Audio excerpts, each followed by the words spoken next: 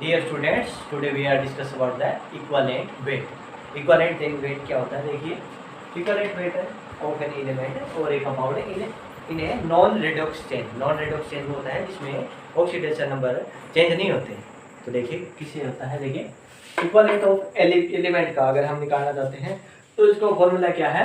Atomic weight of element divided by valency of element या फिर N factor. ठीक है। दूसरा फॉर्मूला, अगर हम equivalent weight of ionic compound का निकालते हैं तो क्या होगा? ये देखिए, molecular weight of compound divided by total charge on cationic या फिर एनायनिक पार्ट। ठीक है। अब इक्विवेलेंट ऑफ कंपाउंड, अगर कंपाउंड है जैसे कि ये है H2CO3, तो इसके अंदर देखिए equivalent of weight of first part plus equivalent weight of second part. देखिए यहाँ पे हाइड्रोजन का ये फर्स्ट पार्ट है, इक्विवेलेंट वेट आ जाएगा 1, और ये कार्बोनेट है, इसका equivalent part weight of second part. ये इन दोनों को प्लस करके हम इक्विवेलेंट वेट ऑफ कंपाउंड, इस कंपाउंड का H2CO3 कंपाउंड का निकाल सकते हैं इक्विवेलेंट वेट। अब देखिए equivalent weight of N acid, acid का कैसे इक्विवेलेंट वेट निकालते हैं? देखिए इसका फॉर्मूला है molecular weight divided by basicity. तो बेसिसिटी क्या होती है? Number of hydrogen atom replaced from one molecule of acid is known as basicity. और अब देखिए बेस के अंदर इससे उल्टा हो जाएगा, बेस के अंदर हम एसिडिटी लेते हैं। अब देखिए इक्विवेलेंट वेट ऑफ एसिड और बेस का हम कैसे निकालते हैं? तो देखिए इक्विवेलेंट वेट ऑफ एसिड कैसे निकलेगा? Molecular weight divided by basicity. और बेस का इक्विवेलेंट वेट कैसे निकलेगा? Molecular weight divided bye acidity.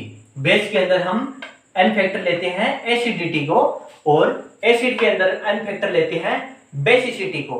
बाकी हमारी ऊपर वाली टर्म सेम रहेगी, मॉलिक्यूलर वेट, मॉलिक्यूलर वेट। अब देखिए एसिडिटी क्या होती है?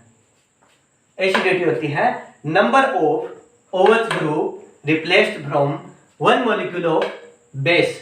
और बेसिसिटी क्या होती है? Number of hydrogen atom replaced from one molecule of acid. अब इसको हम एक एग्जांपल से समझते हैं। देखिए यहाँ पे H3PO4 ये ऑर्थोफॉस्फोरिक एसिड है, तो इसके अंदर देखिए 3 OH ग्रुप है, ये एसिड है। तो इसके अंदर हम बात करेंगे इसकी एन फैक्टर बेसिसिटी की। तो इसके अंदर देखिए 3 OH ग्रुप है, और ऑक्सो एसिड के अंदर ये रूल है कि जो हाइड्रोजन ऑक्सीजन के साथ अटैच हो वही रिप्लेस हो सकता है। तो इसके अंदर देखिए 3 OH ग्रुप है, तो ये 3 ऑक्सीजन ग्रुप के 3 ऑक्सीजन के साथ 3 हाइड्रोजन अटैच है, तो यही रिप्लेस हो सकते हैं। तो इसकी जो बेसिसिटी है वो हो जाएगी 3, मतलब ट्राई बेसिक है ये, और एन फैक्टर हो जाएगा इसका 3। और इस तरह देखिए ऑर्थोफॉस्फोरस एसिड में यहाँ पे 2 OH ग्रुप है, तो इसकी बेसिसिटी हो जाएगी 2, मतलब ये डाई बेसिक है, और इसका एन फैक्टर हो जाएगा 2। और इसी तरह ये देखिए यहाँ पे ये हाइपोफॉस्फोरस एसिड में या फिर फॉस्फोनिक एसिड में देखिए इसके अंदर सिर्फ एक OH ग्रुप है, तो ये है मोनोबेसिक, और इसका एन फैक्टर हो जाएगा 1।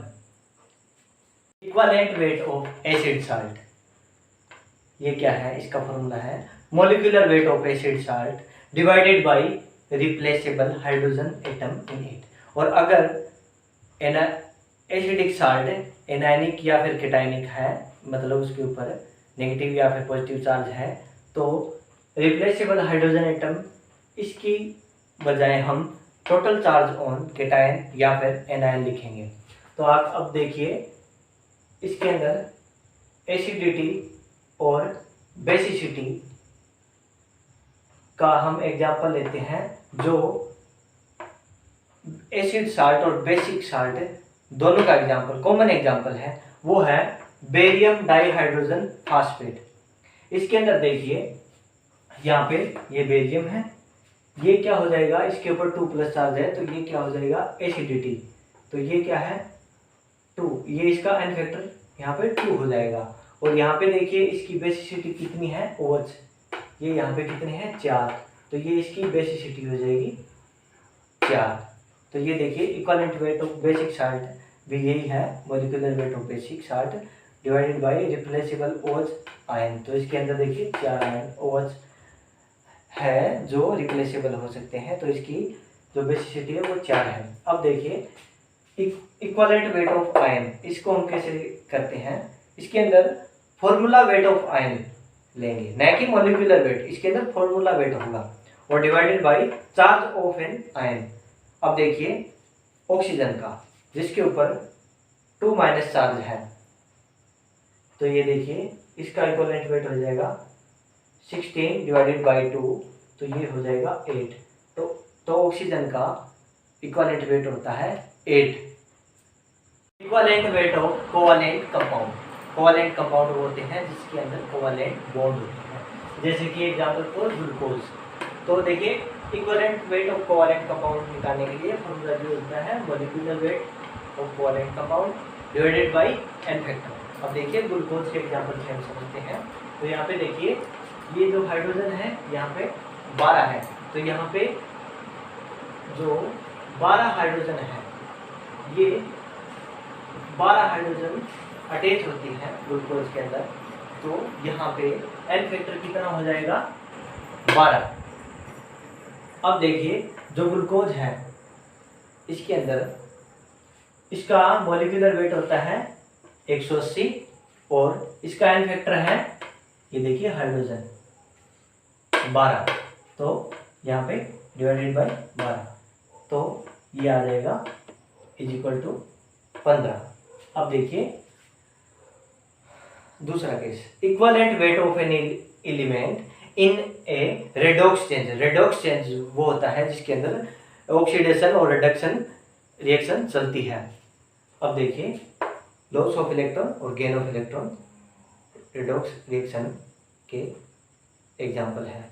अब देखिए इक्विवेलेंट वेट, ये इसका फॉर्मूला क्या है इन रेडॉक्स चेंज के अंदर, molecular weight divided by number of electron lost by 1 molecule of reductant, और अगर यहाँ पे ऑक्सीडेंट है तो हम लिखेंगे number of electron gain by 1 molecule of oxidant.